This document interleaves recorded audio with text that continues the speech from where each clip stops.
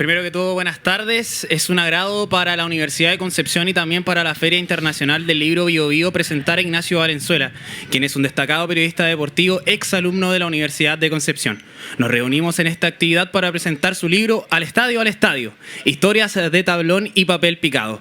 Existen lugares especiales donde gente que siente la misma pasión converge con un solo objetivo: alentar y disfrutar del fútbol.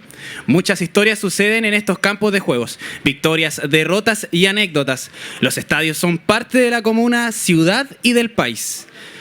Las personas y la estructura se unen en un sinfín de recuerdos que este libro nos brinda, desde los relatos de la gente hasta la investigación periodística de lo que hay detrás de estos 32 escenarios del fútbol nacional. Sin más preámbulo, con ustedes, Ignacio Valenzuela. Me toca. Hola. Hola Matías, muchas gracias por la presentación. Bueno, a todos los que están acá, un saludo cariñoso. Gracias por darse el tiempo y lo primero que quisiera decir es que me pone muy contento estar acá. Yo no soy penquista, pero viví 5 años inolvidables en esta universidad. No hablaba de libros necesariamente en estos pastos en esa época, hacía otras cosas, de día, de noche.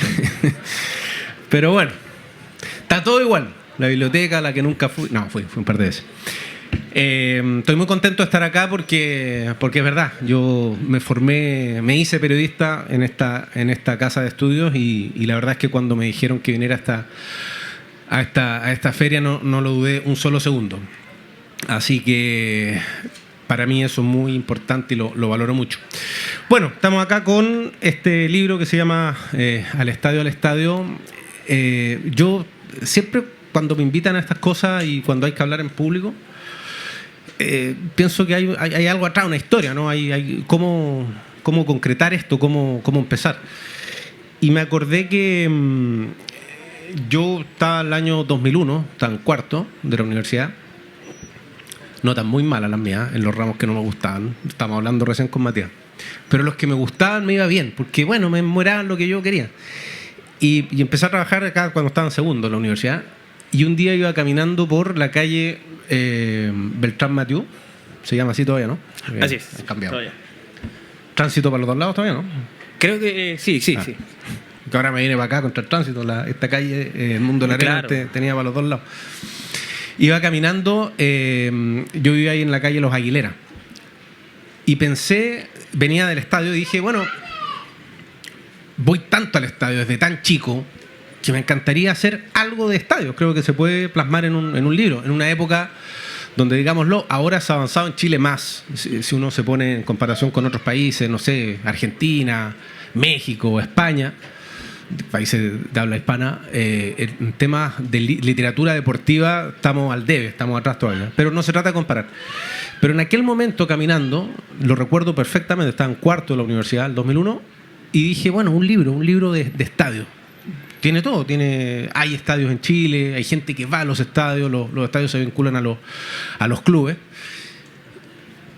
Y fue eso, duró nada, porque habían otras prioridades. Había que terminar la U, había que preparar la práctica, estaba en esos menesteres. Pasó el tiempo, pasó mucho tiempo y siempre quedó esa idea dando vuelta en la cabeza, ¿no? De algo que para mí era tan natural, ir al estadio. Ir en este caso, cuando era chico, como hincha. Yo creo que más de alguno fue con su papá, con su abuelo, con su tío.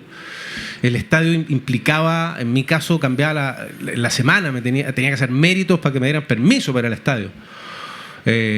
Juntar plata para un cintillo, para una bandera, para un maní confitado, para, no sé, por una bebida que costaban, ¿cuánto? 400 pesos esa época. Ahora hay que ir con tarjeta, ¿no? Y gastar harto morlaco. La sopaipilla acá en el estadio. La sopaipilla. La rueda de carreta, así se llama, por lo grande. Están acá, me acuerdo, la rueda de carreta.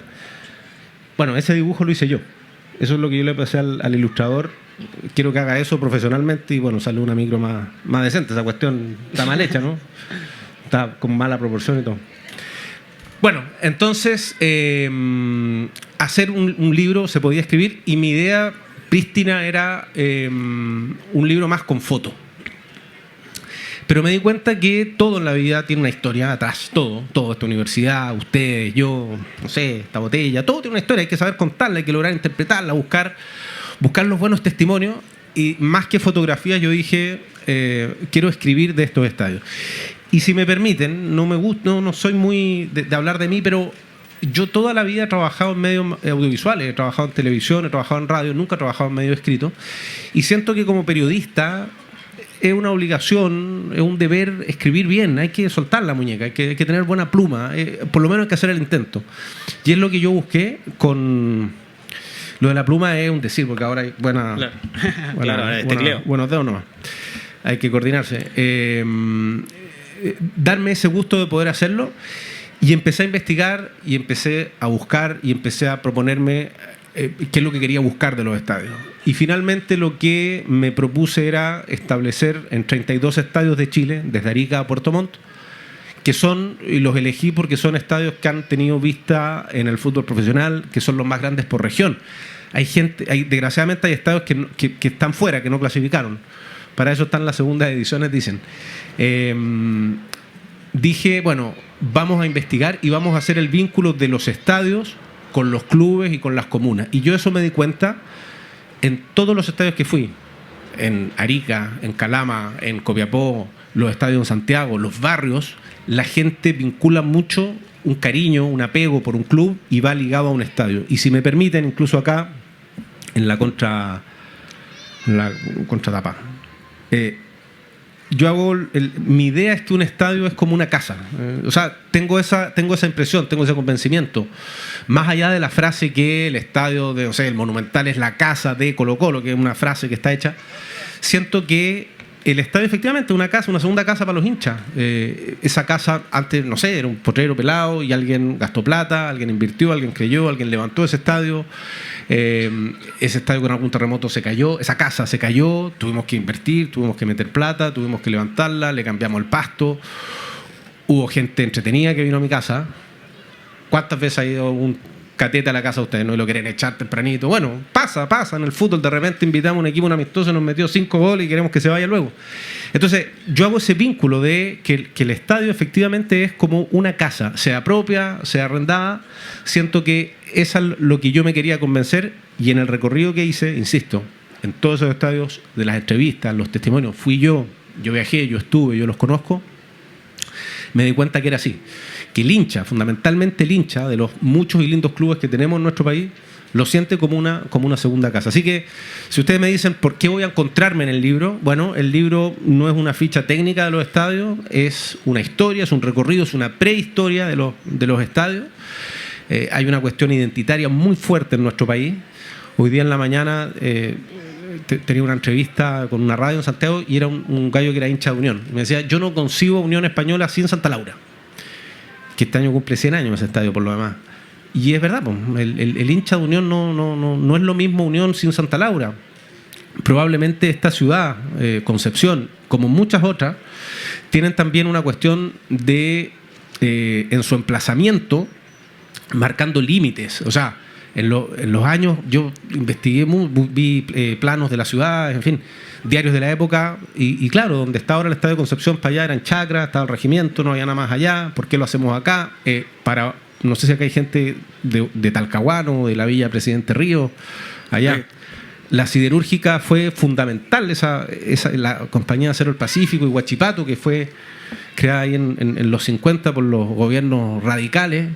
Tenían una mentalidad de decir, bueno, vamos a hacer una población, acá va a vivir gente, esa gente necesita educación, necesita un kiosco, necesita un hospital, necesita entretención, hagamos un club, pero ese club tiene que jugar en alguna parte. Hagamos un estadio. Entonces van de la mano. Eso pasó con la minera La Brey de Rancagua, pasó con Codelco en el norte, en El Salvador, en Calama. Entonces también va de la mano de una cuestión social, y eso es lo que apunta a estas 470 páginas de Al Estadio, al Estadio.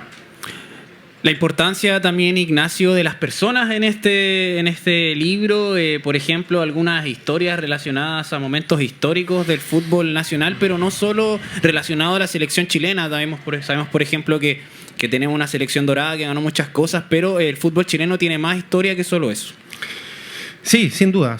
Acá en muchos de estos yo me demoré esta cuestión 8 años en hacerla. Entonces hay alguna entrevista que hice el 2015 que ya la memoria y por eso lo voy leyendo permanentemente bueno, tocó entre medio de la pandemia además. A todo esto, si quieren hacer un libro, no lo hagan nunca, porque en realidad es un tema muy, muy largo, es larguísimo. No, háganlo, porque tienen estos premios estar acá con ustedes. Hay que plantar un árbol igual. Lo tengo. Falta el árbol. Lo tengo. Me lo regalaron así, era un quillay. Ahora es del porte ese que está allá. El libro. Y tengo 2 pequeños hijos. Richter y Mercalli, son intensos los 2 muchachos. Como los terremotos. Tengo eso. Lo que te decía de las personas es que efectivamente acá, en el libro, más que encontrarte con un partido, con el estadio mismo, hay gente atrás. O sea, hay que entender por qué el estadio de acá tiene un nombre. Recuerda a una ex alcaldesa, Roa Rebolledo, de Pablo, cuando se ocupaba el D por el apellido del marido. En Quillota hay un Lucio Fariña, que fue un periodista, y que él tiene una historia, tiene un vínculo. ¿Por qué le pusieron? ¿Qué mérito tiene para que el estadio se llame así? ¿Cómo? Grande San Luis de Quillota. La Palta Mecánica. ¿Usted es de Quillota? Muy bien. El Nacional, Julio Martínez. Casos también en Chile, estadios que tienen nombre de personas que están vivas. El Estadio Valparaíso, no sé si sabían, cuando inauguran el nombre del Estadio Elías Figueroa, va al estadio, va a la inauguración del estadio de él, y el portero no lo deja entrar, le dicen, señor, su entrada. Ramón Usaga en Talcahuano. Entonces, ¿salió ahí? Ese gaete ahí en Talcahuano. Ese gaete. Después lo vamos a pasar. Ese es el morro. Ese es Concepción. El plano original de Concepción, el antiguo, se fijan, tenía el doble piso atrás. Para allá está el río Andalién. Perdón que les dé la espalda, Matías. Acá está el marcador. Y el estadio Concepción, hasta que lo demuelen en el 2013, nunca estuvo terminado. Eso es una cuestión que nadie sabe. O sea, se jugó ahí Concepción, la Libertadores en el 91, el 2001. Saludos a Axl Rose. Ese es Nelson Oyarzún. Esa otra historia preciosa en Chillán. Nelson Oyarzún es porteño, y por algo muy fuerte le permiten a su familia que descanse en el cementerio de Chillán y que el estadio lleve ese nombre. Entonces, aprovechando esas imágenes, Matías, lo que me preguntabas tú, más que el estadio mismo hay nombres, hay personas y que lo que decía antes, todo tiene una historia, todo tiene una explicación. ¿Por qué? Y quizás, bueno, algunos será injusto, pucha, este estadio tendría que haberse llamado de otra manera, y no me voy a meter en ese tema, pero funciona así. O sea, todo también es gracias a las personas pudientes, no pudientes, locos, no locos, locos lindos. Me acuerdo que en Temuco, uno de los arquitectos se compró una casa al frente del estadio, entonces él iba al partido y en el entretiempo iba a su casa. No me pregunten hacer qué. Por la duración, bueno, me imagino más o menos que le alcanza para hacer, pero tiene eso. O sea, es súper, creo, valioso en este libro el vincular esas personas, es un poco un agradecimiento a muchas personas que hicieron posible que estos estadios hayan sido así y ahora estén de la manera que están. Y recorrer estos estadios, porque para la creación de este libro se hicieron viajes físicos, tuviste que viajar, tuviste que recorrer, y entre medio también una pandemia. ¿Cómo fue este trayecto de emprender este rumbo hasta la finalización del libro? Bueno, debo admitir que para la pandemia, la palabra técnica no es mojar, pero sí me hice amigo de un bibliotecario en Santiago que de adentro me tiraba el datito porque yo estaba desesperado. Yo, efectivamente, en un minuto, para hacerlo más metódico, empecé... Acá hay niños, no mojen nunca nadie, porque esa cuestión no se hace. Bueno, para hacer un libro... hay que terminarlo. Yo en un minuto establecí el método, o sea, no vamos a hacer un descubrimiento científico, pero simplemente me ordené en el mapa de norte a sur y empecé a hacerlo de norte a sur. Aprovechaba muchos viajes que tenía por mi trabajo, me tocaba viajar en aquel momento CDF se llamaba, entonces, no sé, me acuerdo un viaje a Antofagasta. Y siempre mientras todos salen a comer, qué sé yo, me iba a la casa algún entrevistado, lo entrevistaba, pero hubo muchos viajes, como dices tú, a Arica, a Iquique, y así fue. Entonces me fui un 1 de enero, 2 de enero a Calama. 1 de enero en Calama, pero hay que tener el calorcito en esa época. Sí, mucho calor, la gente, y aún así, a Copiapó, a La Serena, y así. Y en el recorrido geográfico, la pandemia me pilló cuando ya tenía que empezar a ir al sur, porque obviamente Rancagua, Curicó, esas cosas no las podía hacer. Me acuerdo estaba la época del pase sanitario, que era fregado. Y hubo 4 estadios, me parece, del sur que por teléfono no podía ir, los hoteles no estaban dispuestos para uno alojar, los archivos de los diarios no abrían, la gente no estaba disponible. Me acuerdo un señor de Talca, un historiador, que lo iba a entrevistar y le detectaron COVID. Y no supe, y créanme, no supe más de él. Después lo llamé y me contó que estaba bien de salud, pero no sé qué pasó. Entonces, muchos, por los extremos sur, Osorno, Puerto Montt, Valdivia, esos fueron por teléfono. Pero ahí había otro tema que era poder empaparte de la idiosincrasia de la gente con su estadio. O sea, a mí me pasaba, no sé, yo como viví en Concepción, conocía más gente en Talcahuano, de Coronel, de la misma ciudad de Concepción, viví en Temuco también, pero cuando me hablaban de Osorno, ¿qué significaba para un osornino ese estadio cuando parte? Era el límite de la ciudad, para el porteño, para el peñamarino. Entonces, efectivamente, hubo algo que yo, lo puedo decir también, estoy orgulloso porque todo lo que está acá, o sea, yo lo reporté yo, no me lo copiaron, no lo saqué de ninguna parte. Si está bueno el dato, bueno, aplauso para mí. Si está malo, pife y huevos para mí. Eso no tengo problema porque hay que asumir que uno también de repente puede cometer estos errores. Pero efectivamente acá hay un reporteo que es serio y que es in situ y que es presencial, que fue el que hice yo. La importancia también de señalar cómo hoy en día, por ejemplo, aquí mismo en la ciudad de Concepción podemos ver el crecimiento de la urbe. Quizás el estadio Roa Rebolledo va a estar más cerca de lo que nosotros pensamos porque ahora se aleja un poquito de lo que es el centro de Concepción. Cómo también ha ido creciendo la ciudad alrededor de estos hogares de los equipos, de estos estadios de fútbol. Sí, eso, por ejemplo, en Concepción pasó que en el estadio de Concepción y particularmente este estadio a mí me costó mucho poder terminar el escrito porque en su construcción, en su idea, en su construcción y en su término pasa demasiado tiempo. El 57, cuando se sabe que Chile va a ser el Mundial, va a ser sede, acá se encienden las luces, hagamos un estadio. Pero no había un equipo, o sea, habían equipos de fútbol, estaba el torneo regional que se disputaba de fines de los 40 y había una cancha en Collado, efectivamente, pero un estadio grande se requería también un club un poco más grande. Después se produce la fusión de los equipos para darle vida al Deportes Concepción. Estaba Fernández Vial, que en algún minuto tiene un estadio ferroviario ahí donde estaría ahora la Vega Monumental. Había mucha competencia con Talcahuano. Había los del barrio, o sea, eran equipos en Lirquén, en Tomé, ¿cómo se llaman? Tomé, ¿lo dije? Tomé, Lirquén, Penco. En Penco, en Talcahuano, están los equipos Lota y Coronel, buenos hermanos, buenos amigos, pero al momento de jugar se mostraban los dientes. Entonces, el estadio de Concepción en particular cuesta mucho por el tema del terremoto del 60, porque era caro hacerlo, porque no tuvo todo el convencimiento necesario para hacerlo. Pasa el tiempo, imagínate, esto fue el 62, el estadio abre sus puertas después del Mundial. Abre sus puertas un partido de Católica con River Plate. Una Católica que era líder de ese campeonato, venía a ser campeón el año anterior, y River, que era un equipo, bueno, un equipo muy poderoso, acepta la invitación. Gana River ese partido 3-1 y el Estadio de Concepción tenía solo el anillo de abajo. O sea, lo habilitan pero no lo inauguran porque decían, bueno, no la va a ganar, no la va a ganar. Entonces, marca lo que decías tú. En Concepción había visto ¿cómo se llama? Una construcción, un edificio tan grande y llenarlo con gente, y se dan cuenta que el fútbol generaba mucha efervescencia, queda chico a esa inauguración, calculaban cuánto van a llegar, 12.000 personas, llegan 16.000.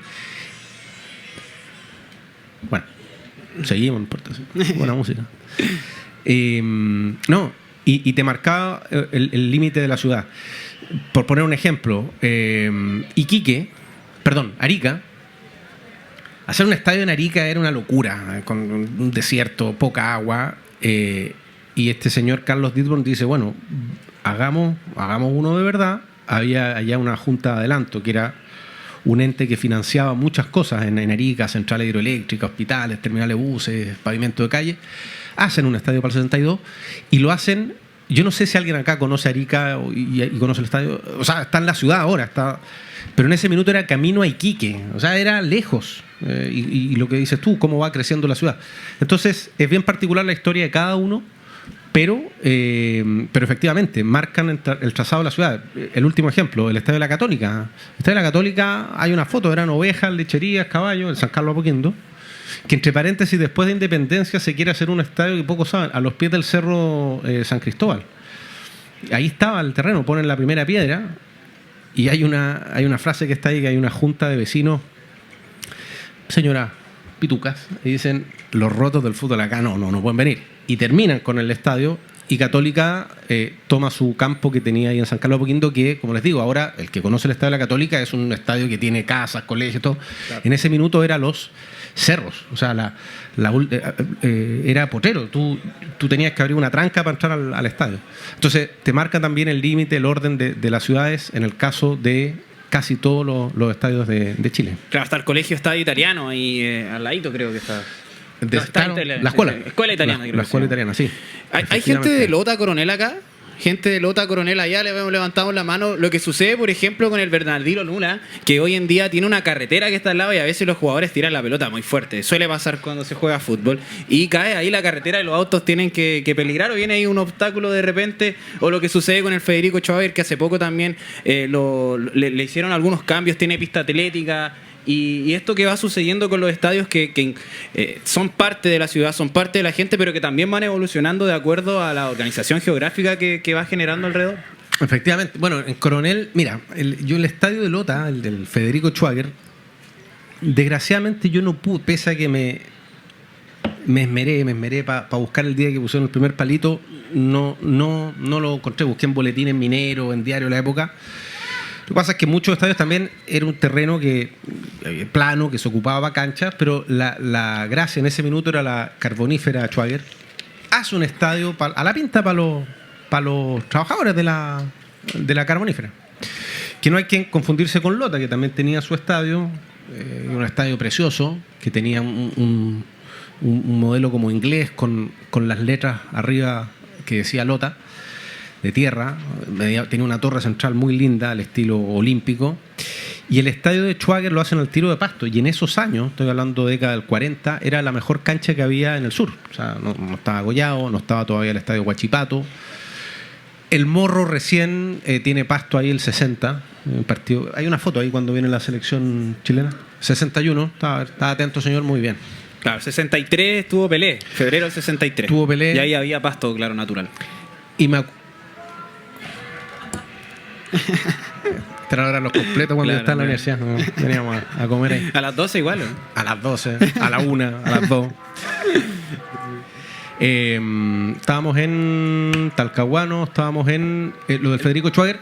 Entonces, es un estadio que se hace a la pinta de los trabajadores y que había mucho convencimiento para los jugadores para contratar. En el fondo, por eso digo que el libro no es solo de fútbol, de convencer que venga un futbolista con su familia, en el caso de Coronel, porque tenía un estadio precioso, las tenía todas. La carbonífera te daba... acá, bueno, si no soy tan riguroso, me perdonarán, pero ponían casa, te ponían el combustible para el frío en invierno, o sea, te lo daban todo. Y eso pasaba también con las mineras en el norte, pasaba con la Breiden en Rancagua. Entonces, también apunta a eso, a entender que los estadios tenían una cuestión que golpeaba netamente lo social en estas distintas ciudades que tenían mucha tradición de fútbol. No se entendía como una ciudad que tenía equipos, que tenía muchos equipos, sobre todo esta zona que tenía el famoso torneo regional, era inentendible que no existieran grandes estadios y grandes escenarios para ocuparlo. Y también volver un poquito al centro, al foco, si bien hemos estado hablando también de la gente, de los estadios y de todo lo que ocurre con la mística alrededor del fútbol, no podemos dejar de lado a los actores principales. Porque ¿qué pasa también con respecto a aquellos quienes están en el foco y que son los protagonistas de las historias de los estadios, de los escenarios que se relatan aquí en esta serie de historias en el libro? Mira, acá hay muchos capítulos que son... a ver, estos son 32 estadios. Está una visión mía del estadio en cada uno. La primera vez que fui, un partido especial, particular. Me acuerdo en el Morro, relaté por primera vez un partido en mi vida. Un partido Iquique con Deportes Talcahuano, gol de Mario Lagos para Talcahuano. En Concepción fue un partido del 98, un 3-2 de Concepción a Cobreloa. Y hay otros... hay otras historias que no necesariamente apuntan a esa idea mía la primera vez, sino que los conocí. Pero eso no es lo más importante. Lo más importante es cómo se construyen nuestros estadios y después algunos personajes. Hay uno que les voy a contar cómo fue la historia. El 2020, septiembre, voy a Curicó a entrevistar a un señor. En Curicó se hacía un bingo, el multibingo. No sé si se han fijado en el sponsor de Curicó, en Multihogar, una tienda de departamento de allá, de un señor de apellido González, Enrique, si no me equivoco el nombre. Y él hacía un bingo desde mediados de los 80 que fue récord Guinness. O sea, era el bingo más grande del mundo. Entonces voy a entrevistar a este señor y la verdad que en Curicó me faltaba una otra historia y alguien me sopló que Chaleco López, piloto Francisco López, está ahora en Arabia. Iba a cuarto, ¿no? Sí, está ahí defendiendo el título en el Dakar. Sí. Dijo que no, que ya no cloteó, según él. Claro. Va a cuarto, pero está muy lejos el día. Bueno, alguien me dijo, ¿sabes qué? Chaleco López partió en el Estadio La Granja. Vale, nomás. Sí. Bueno, algo típico de Concepción, el viento. Sí. Así que no nos alarmamos. Wanderers igual, Valparaíso. Fernández Vial, un gol de arco a arco con Mar Brunelli en el 91. Sí. Está en el capítulo. Sí, en el Esterro Arroyo se vio mucho tiempo eso de que se desviaba el balón por el tema del viento. Bueno, ahora la construcción es distinta. Bueno, de Alcahuano también. Guachipato claro. Pusieron unos árboles para taparlo. El Morro también. Bueno, voy a Curicó, entonces voy a entrevistar a este señor que era una autoridad comercial en Curicó y tenía como un asistente. Entonces, mientras estaba esperando, me dice, oye, ¿qué estás haciendo? Un libro. Más o menos por dónde va. No, le dije, porque esto no vamos a hablar de fútbol. No, porque en el estadio se hacía este bingo, Ah, qué buena. Sí, pues ahí estoy en Curicó. Y ahí me miraba, yo esperaba que llegara el caballero. Y de repente, y me dice, ¿y qué más? No sé, pues, ¿qué más? Me dijeron que el Chaleco López, por ejemplo, empezó acá pero es difícil si el gallo hace rally. Y me mira, ¿Chaleco López? Sí. Chaleco. Suéter en inglés. No. Es mi cuñado, me dice. Tu cuñado. Y tenéis cueva hasta acá. Esto era en septiembre, se está preparando para el Dakar del 21. No te puedo creer. Y le dije, ¿y se está preparando para el...? O sea, él partió acá me dijo, no sé, bueno, pero llámalo. Me da el número, lo llamo. Impresionante la amabilidad de Francisco López. Tiene una tienda de motos ahí más encima frente al Estadio La Granja.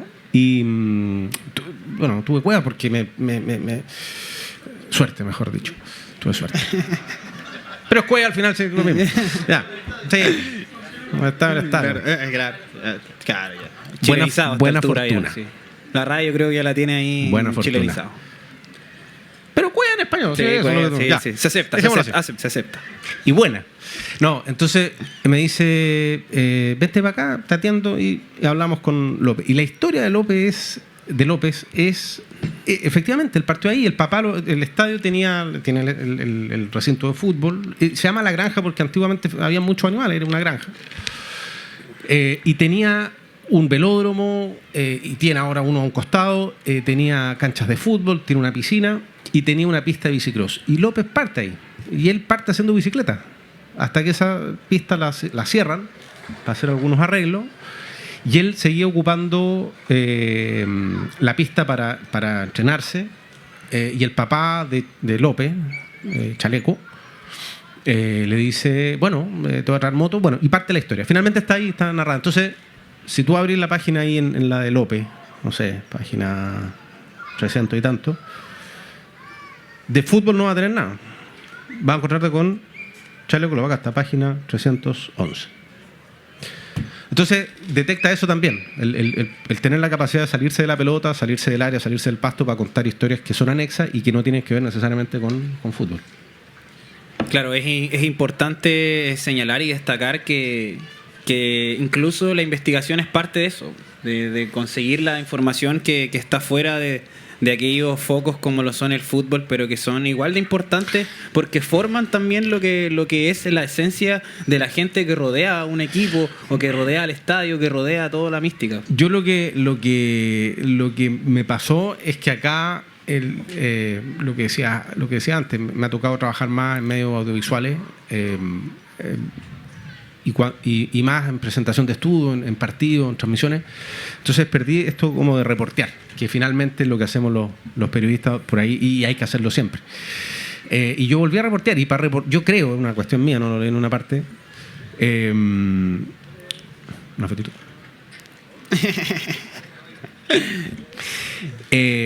Lo que me pasa es que, insisto, no es que sea un manual, no te lo enseñaron en la U, nada, pero para reportear yo creo que hay que tener buena fortuna, por no decir la otra palabra que dijimos recién. ¿Qué era? Cueva. Ya. Fortuna, un poquito de olfato y una cuestión de estar bien ubicado. Entonces, tú de repente... Tenemos otra palabra para eso, dice Gary Medel, chispeza. Chispeza también, chispeza. Absolutamente, porque finalmente cuando tú reporteas, hay un instinto que te dice, me tinca que por acá va, eso lo digo yo, el olfato. Tenés de repente suerte, te encontráis con lo que me pasó ahí en Curicó, o sea, tuve buena suerte encontrarme con este señor. Y también, bueno, obviamente tener métodos, recurrir a contacto y todo. Entonces, también te pasa eso, en el reporteo, en la investigación, el poder seguir algo que tú dices, o sea, perseguir. Voy a ir acá, yo creo que por ahí me va. Ahora, en el mundo del periodismo también, muchas veces te vas a encontrar con que no tenía, o sea, tu brújula estaba mala, no teníais por dónde, gente que no te quiere hablar, me pasó muchas veces para este libro, de gente que no quería, que le dio lata, gente que me dejó plantada. Ahí iba a haber una sección de no agradecimientos, ¿sabes? Yo creo que era muy violento hacerlo, ¿no? ¿Para qué? Hay muchos agradecimientos, no es la idea ser tan agresivo, pero te encuentras con eso. Entonces, en esta labor, ahí me salgo el libro, en lo que me dedico yo, en el periodismo, también te encontrás con gente que no tiene ganas, y es válido, no tiene ganas de hablar, no conoce la historia, o tú tenías mucha expectativa y francamente no pasaba nada. Y también aprovechando, saliéndonos un poquito de lo que es el libro en sí, pero que sí tiene relaciones, a ti como periodista deportivo también te ha tocado viajar a diferentes países, diferentes estadios y también conocer las realidades de las culturas alrededor del fútbol, cómo podemos vincular aquello que vemos aquí y que está en diferentes ciudades alrededor de todo el planeta. ¿Con los estadios tú? Claro, o sea, que, con respecto a la mística, al fútbol, estadio. Es universal, todo. Es universal. O sea, no es que estaba en todo el mundo, pero sí, es universal. El tema sobre todo en estadios más antiguos, en el barrio, en el vecino, en lo que venden, en que hay un mundo de gente que vive en torno al estadio, ¿no? Gente que desde que arrenda el espacio en la casa para el estacionamiento del auto, estoy siendo súper preciso, a gente que demuestra sus talentos culinarios para vender. O sea, es una cuestión universal, totalmente es así. Dista obviamente en una cuestión cultural. En Barranquilla no van a vender sopaipillas probablemente, como acá no van a vender yuca frita, pero pasa que en todo es lo mismo y va vinculado a un equipo, a los colores del barrio. O sea, esa cuestión se da en todas partes. Y a mí, ¿qué más? Me encantaría poder hacer algo así internacional, hay que partir por acá, pero lo que dices tú es totalmente universal, con algunas distinciones. O sea, no sé, estadios que llega el metro a la puerta, podéis tomarte una cerveza, comer algo, un trago, tranquilamente sin la lucha por las camisetas. Bueno, en eso nos queda más. Y lo otro que te iba a decir también, y que lo marco en este libro cuando lo lean, también yo siempre me decían, si así es la bajada del libro, ¿cómo la...? O sea, el libro se llama Al estado de la historia de talón y papel picado, un epígrafe. Es un libro para que el más joven aprenda, para que conozca. ¿Tú qué edad tienes? Yo tengo 24, nací en el 98. El año en que pisaste los pastos por primera vez. ¿De acá? Sí, de acá. ¿Y cómo sabes? No. Ajá, conversamos. Hice mi investigación también. Era Malulo. Tú. No. Sí. Certificado por mi mamá también. Sí, lo sé. Saludo a la tía. No, te decía que es para que el más joven de pronto aprenda, para que el más adulto recuerde y el más grande se emocione. Finalmente eso, porque mucho de lo que está acá ya lo vivimos, ya no lo vamos a ver más. Cuando muchos de acá ustedes iban al estadio, que era capacidad para 30.000 y se vendían 28.000 entradas sin ningún problema, ¿no? Se ocupaban. Incluso estaba la gente sentada en la escalera, podía ir con, no sé, un amigo de La Calera con San Luis, más allá que talla grana, talla de que, no sé, sí, orejones, todas esas cosas. No, ahí no. señor poder. No, podías ir, convivir. Vamos a sacar el ejemplo de la Calera Quillota. No, es que Vial y Conce también eran bravos, no sé qué ejemplo poner ahora. No, fuera broma, podías convivir con camisetas, o sea, con 2 camisetas. Yo en el estadio, alguna vez me senté con mi papá en el Estadio Nacional y el primer partido que fui yo al estadio fue una reunión doble, un Palestino Cobresal 0-0 emocionante. Y dije, papá, me trajiste esto, está bueno el fútbol. Sí. Y después un clásico Colo-Colo la U, estadio lleno. Fue el último clásico de Caselli, el 85, ganó Colo-Colo 3-0. Y había gente de la U y de Colo-Colo y tú salías del estadio. Entonces, eso se puede hacer y ahora, desgraciadamente, es muy difícil hacerlo. Es muy difícil ir a un estadio con capacidad para 20.000 y que hayan 20... ¿Cuánto dije? ¿20.000? Claro.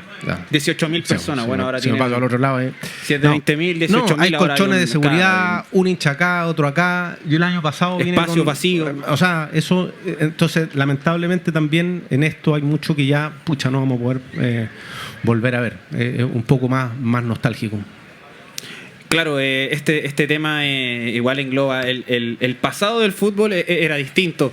Por ejemplo, acá la gente que lo puede recordar en Huachipato, en el CAP, se veía el partido del Cerro a veces. En el Morro sucedía algo similar. Con su asado, claro, la gente bicicletas, caballos. Claro, la gente llegaba caminando porque era bien difícil llegar, entonces tenían que atravesar todo. Sin duda. Claro, entonces era parte de una dinámica no solo a nivel de los amantes del fútbol, sino ya prácticamente era familiar. Y como tú bien lo señalabas hace un tiempo atrás, esta rivalidad, esta peligrosidad alrededor del fútbol no existía, sino que era más bien familiar. Y es algo que también podemos encontrar, por ejemplo, en este libro. O sea, eso lo que dices tú, por ejemplo, me esmeraba en eso. Bueno, ¿quién nos vio el partido en el Cerro de la Higuera?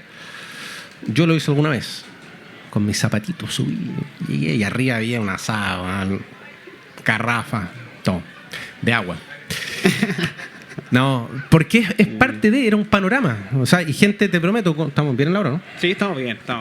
En Coronel también, atrás de un arco, había un cerro donde incluso la carbonífera pone un empalizado blanco para que la gente no se meta, lo ve. En el estadio El Morro, como es, yo creo que ahí lo defino, el Peñón, el Morro es una caída violenta al mar y una muy mansa para ver el fútbol. Y cada estadio tiene eso, o sea... no sé, pues el Chinquihue, por ejemplo, de Puerto Montt, que tiene una de las vistas más lindas. Yo creo que una de las buenas historias acá está el Chancho Lorenzo.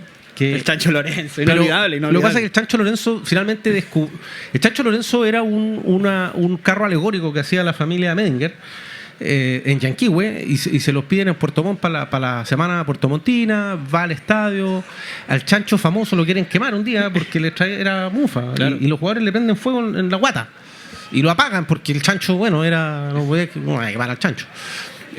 Después, o sea, eso es lo que dices tú, qué bueno que lo rescates, está, porque yo me esmeraba en decir qué tan importante en este caso Puerto Montt para la gente es, aparte, es el Chancho. El Chancho tiene una historia, había atrás. Sí. Hablé con la persona que hizo el Chancho, que mezcló la pintura, hablando de años 80, no vendían, tú no ibas a la ferretería, deme un látex rosado, ¿no? Tenías que mezclar con el número hasta ahora están con números rojo los con rosados, blanco, claro. Rojo con blanco, rosado. Rojo con blanco, sí, rosado. Rojo con blanco. Rojo con blanco. Después, o sea, y cada estadio tiene eso. En Puerto Montt está el señor de la papita rellena, que desgraciadamente murió.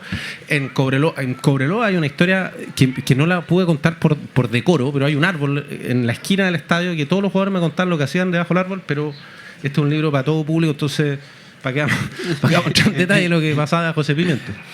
Entonces, todos los estadios tienen eso y eso es lo que yo también me encargué de buscar. Cosa que la persona de esa ciudad de repente valore y diga, chuta, era así. O sea, efectivamente era así. En el Morro la gente empezaba a llegar y se ponía arriba para cubrirse del sol, claro. Porque habían árboles, se ponían más abajo para ver el partido. Gente que no quería ver que no quería pagar la entrada en Huachipato, bueno, se perdía un córner porque no se veía bien. Entonces, todo eso, lo que decía antes, todo tiene una historia y todo intenta no ser tan ambicioso, reflejado acá. Ahí está Lorenzo. Ahí está el Chancho Lorenzo. No, la familia fundía a grabar. No sé si alguien vio acá la película Hannibal. Sí, Hannibal Lecter. Cuando el tipo como que preparaba los jabalíes para que se comieran y que los grababa para que claro. Bueno, esta familia van a grabar una chanchería chancho, el gruñido del chancho. Harto rato, con la grabadora ahí puesta. Entonces se pasaban en un carro alegórico y ponían al famoso Lorenzo con chanchitos, lechoncitos de verdad, con mangueras como que iban lactando, digamos, y el sonido de los chanchos. Entonces, esas cosas me decían, pero ¿por qué te interesa eso? Porque creo que es cosas que la gente no conoce, hay que sorprender, y porque es parte de la idiosincrasia, en este caso, del estadio de Chinquihue. Bueno, igual hoy en día, por ejemplo, antes teníamos este tipo de mascotas, pero ahora, por ejemplo, igual el señor PF se ha tomado las redes sociales. El PF la otra vez se puso violento, empezó a levantar el dedo, no se imaginado. Se han tomado... Sí. Habían varias mascotas, yo creo que es una tradición que desgraciadamente... ¿Cuál? El loro de Wander, ¿verdad? Toda la razón, claro. Está aquí en... Estamos sonados. Vamos. Estaba el... ¿Cómo se llama el de Huachipato? El Chispín. No era Chispín. Metalito. Ahí está, Metalito.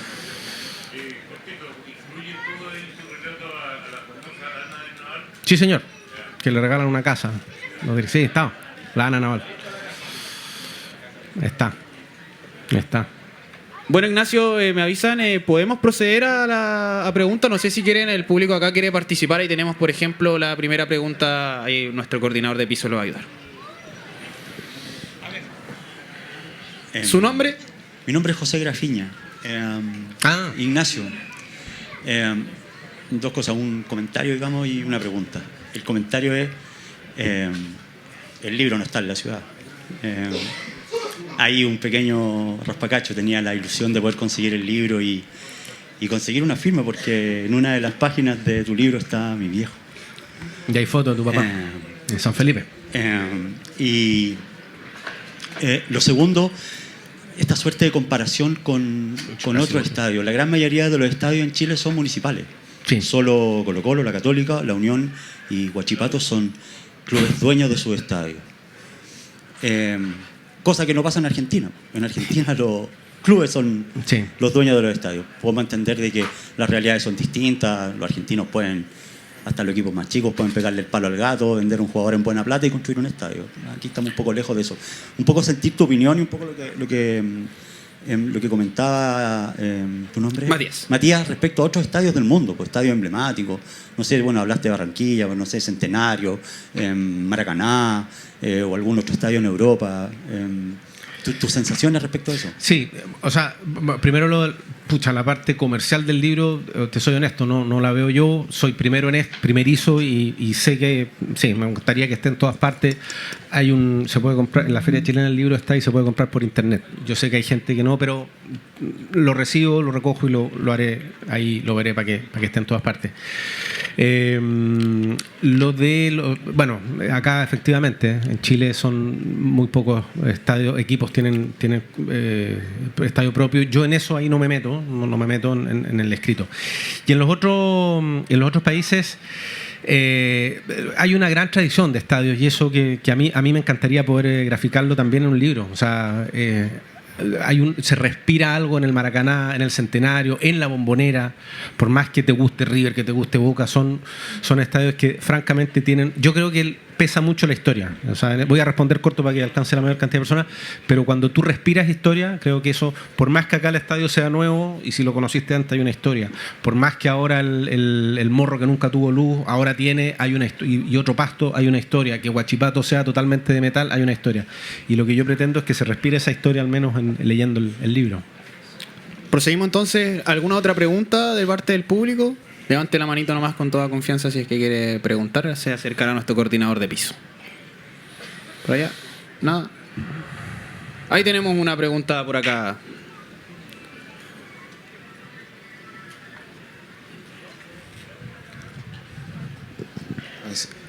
Hola Ignacio, un gusto. Estuvimos hablando, bueno, lamentablemente el libro no está acá como bien comentábamos, pero bueno, ya va a llegar.